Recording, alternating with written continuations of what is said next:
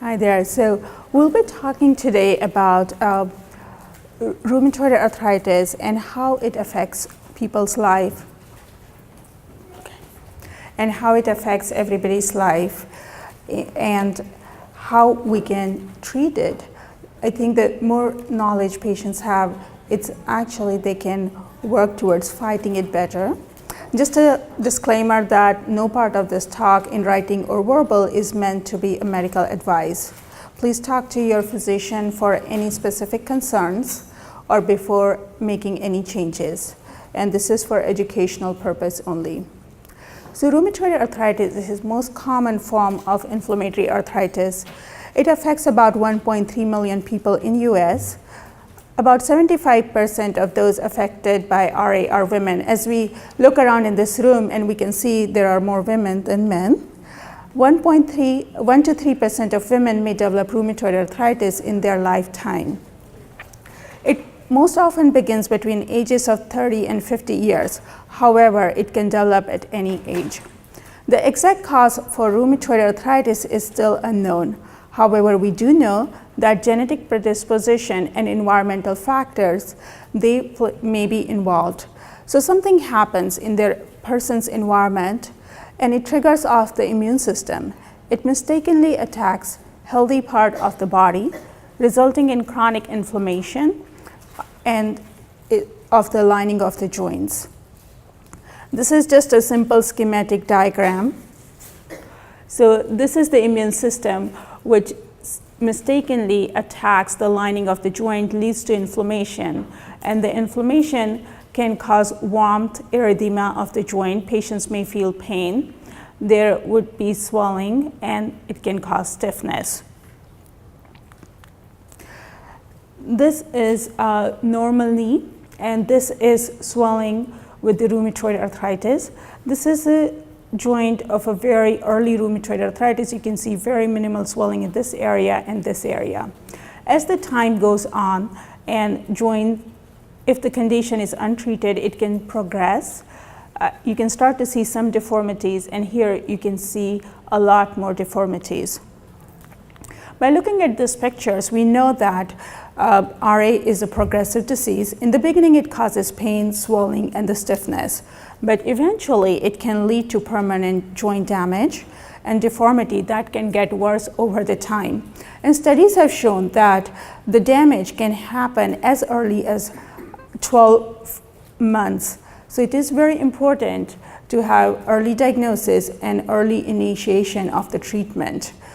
Even with symptom improvement, one may still have ongoing joint damage and has to be evaluated. Rheumatoid arthritis can affect any joint in the body, but most of the time it affects smaller joints like finger, wrist, feet. Most common symptoms include joint pain, swelling, and stiffness. But patients may also experience some systemic symptoms like fatigue, decreased appetite, sometimes weight loss. Some patients have association with sicca symptoms like dry eye, dry mouth. Research has also shown that people with rheumatoid arthritis, particularly in those where the arthritis is not well controlled, there may be high risk for other health problems, like increased risk for cardiovascular diseases, increased risk for heart attack and stroke. In those patients, it can also affect internal organs like heart, lung. So we saw what it can do to the body, but how does it affect a person?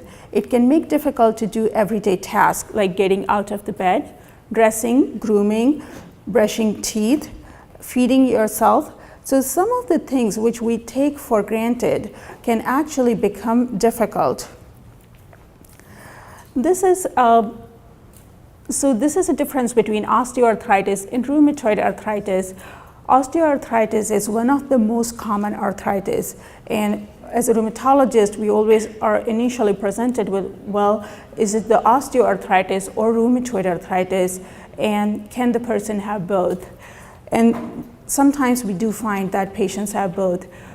Osteoarthritis is estimated that it affects about 27 million people in US, as opposed to rheumatoid arthritis, which is about 1.3 million people. With rheumatoid arthritis, it's an autoimmune condition. Osteoarthritis, it's a wear and tear of the joint, which causes osteoarthritis.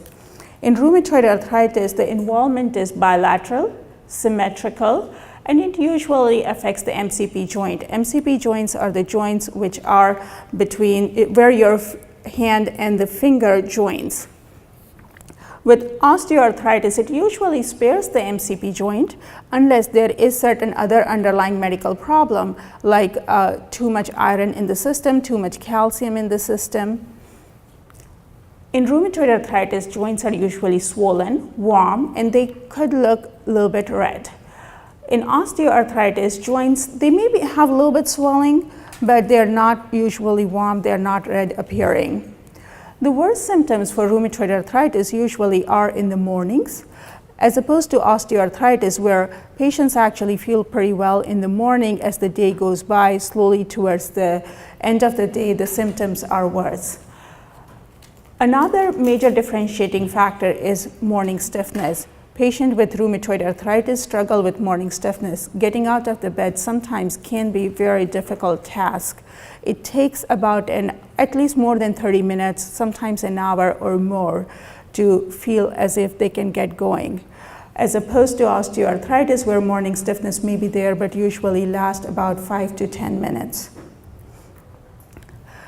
These are some symptoms where if you were to notice, you can point to your doctor who can eventually make your referral to rheumatologist. So morning stiffness, which lasts more than an hour and it improves with movement. Joint swelling, particularly of small joints of the hand, wrist, and feet. Swelling of the same joint on the both sides, so it could be both wrist or both knees. Rheumatoid nodule, which feels like a firm lump that grows beneath the skin in areas such as dorsum of elbow or dorsum of hands. Decreased ability to walk, bend, carry out simple daily activities. This always remains a challenge, how rheumatoid arthritis is diagnosed. The medical history and physical exam are the key to diagnosis. Your physician may perform laboratory testing or imaging to aid the diagnosis, though at times the blood test may be negative and in the beginning imaging may not reveal anything. So we don't have one single test which can diagnose rheumatoid arthritis, but the combination of medical history, exam supported by labs or imaging can help your doctor diagnose the condition. Among laboratory tests, rheumatoid factor and anti-CCP, these are antibodies which are found in blood of patient with rheumatoid arthritis. There are certain instances, though, where they may not be present. In those cases, we call it seronegative rheumatoid arthritis. Well, it kind of moved, I guess, but ESR, sedimentation rate, CRP, those are the marker of inflammation. They can go up in patients with rheumatoid arthritis, so any inflammatory condition, but sometimes you could see them elevated in patients with infection or certain other medical condition. So in the right clinical picture, elevated ESR and CRP helps with the diagnosis. Vectra DA test, it's one of the newer tests and it can be used to monitor disease activity in addition to clinical exam and imaging. Among the imaging procedures, X-rays who have been around for the longest time. In the beginning, we may not see anything or any changes pertinent to rheumatoid arthritis on the X-ray, because X-ray shows the changes only when the damage has already set in. With the newer treatments, our goal has been to diagnose and treat the patient before actually the joint damage sets in. MRI can be a helpful tool to diagnose the condition in earlier phases. Ultrasound, which can be done in your doctor's office, very quickly it shows inflammation, increased blood flow to that area.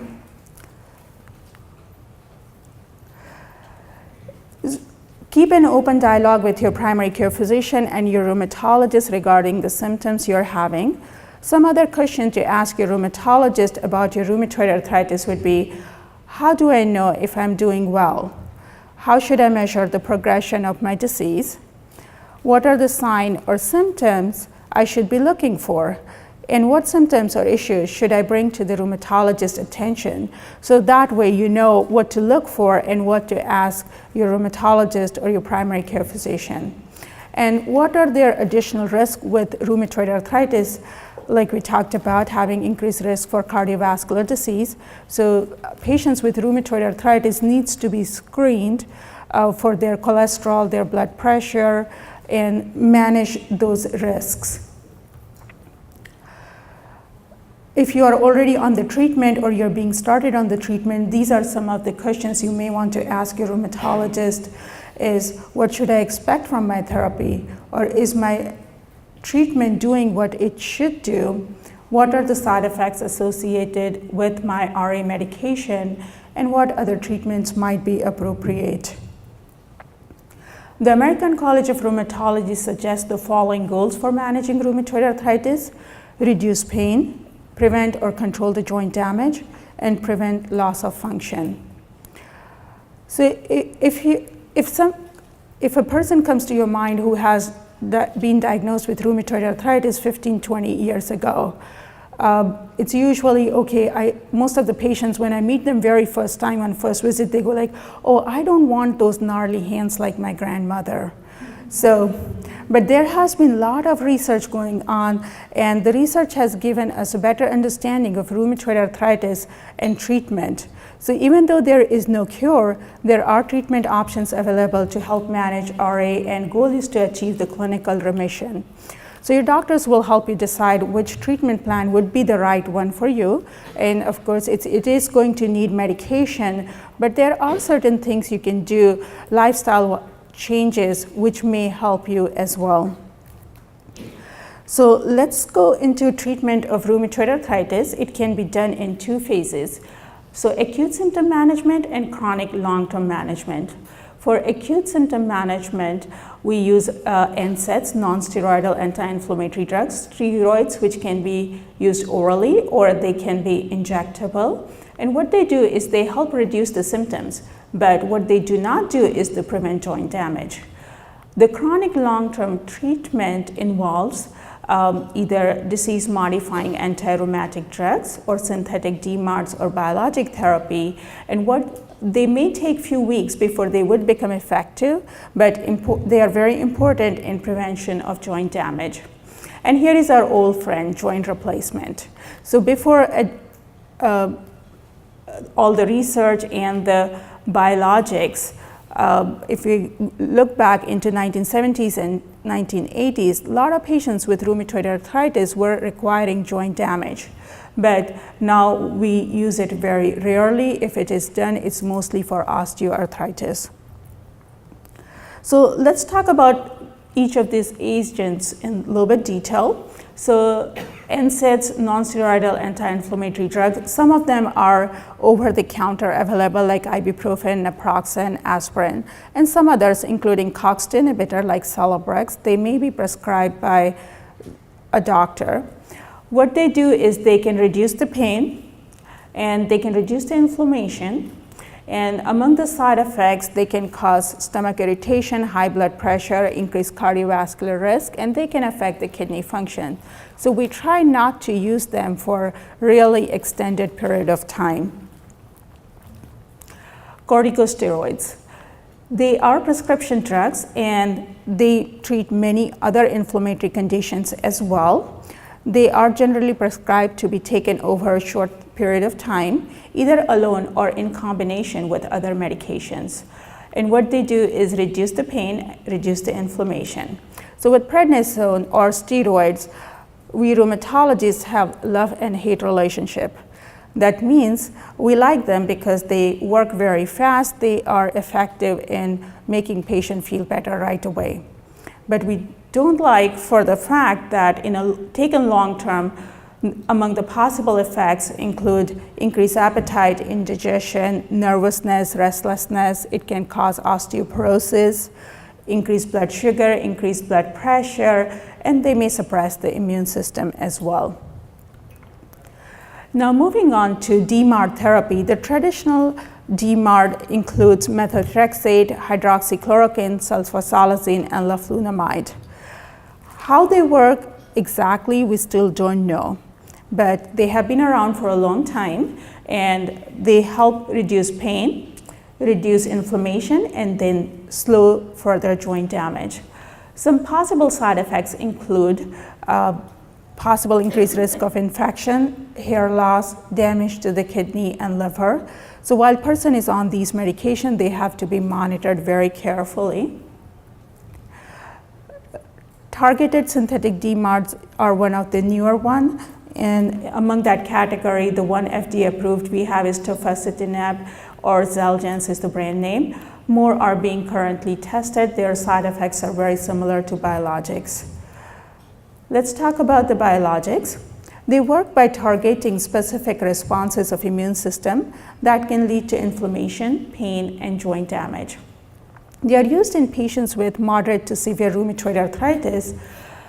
They are generally prescribed with some disease-modifying agent, most commonly with methotrexate. But some biologics can be prescribed alone. And what they do is they reduce pain, they reduce inflammation, and they can help prevent further rheumatoid arthritis joint damage. Some possible side effects may include, if it's done by injection site reaction.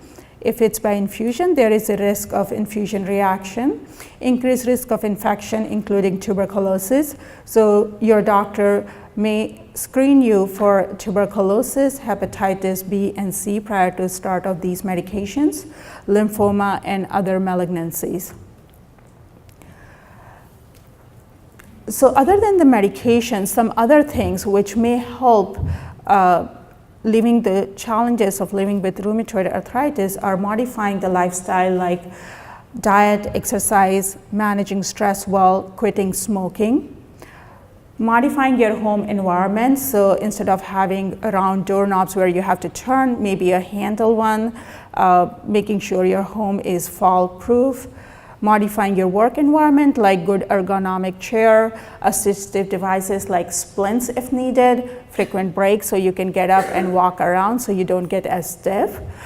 The reason I put down quit smoking one more time is I think it's a very important factor because we have known some of the medication we use for rheumatoid arthritis, they can also affect the lung, and a person is smoking, they do that a lot more so.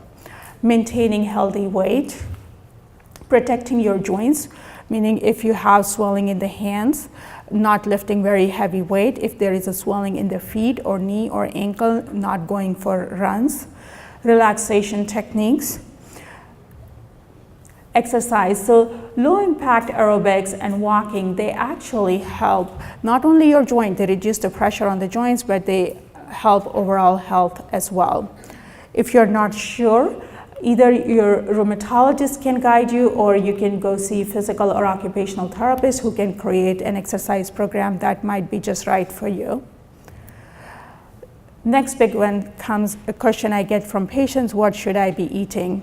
I know Dr. Shibuya has a later talk about integrative and holistic medicine, so I know he's going to cover a lot of it. But basically, the diet we consider anti-inflammatory is which is rich in antioxidants. So lots of fruits, vegetables, which has natural color, which can help protect the joints. They are not to be replacing medication, but sometimes they can help. Also, certain supplements or spices which might be helpful, like turmeric, cinnamon, fish oil, so those might be another helpful thing. Next question I get from patients, does gluten have any role to play there? There are some patients who are sensitive to gluten, but they usually have symptoms of gluten enteropathy as well. So it might be worth talking to your doctor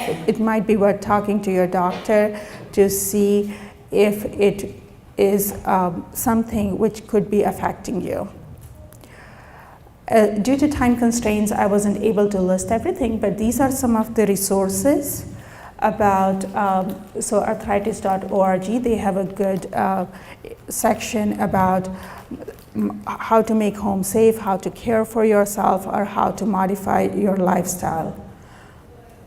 If you want to know more about rheumatoid arthritis, again, your doctor is your best resource, but if you have additional question, you can visit Arthritis Foundation website, or if you're looking for a local rheumatologist, they have listing at American College of Rheumatology website. And I guess that's about it, unless any questions. Yes. In the section where you were mentioning about different tests, you mentioned a new test, a Vectra DA test. Is that like a blood?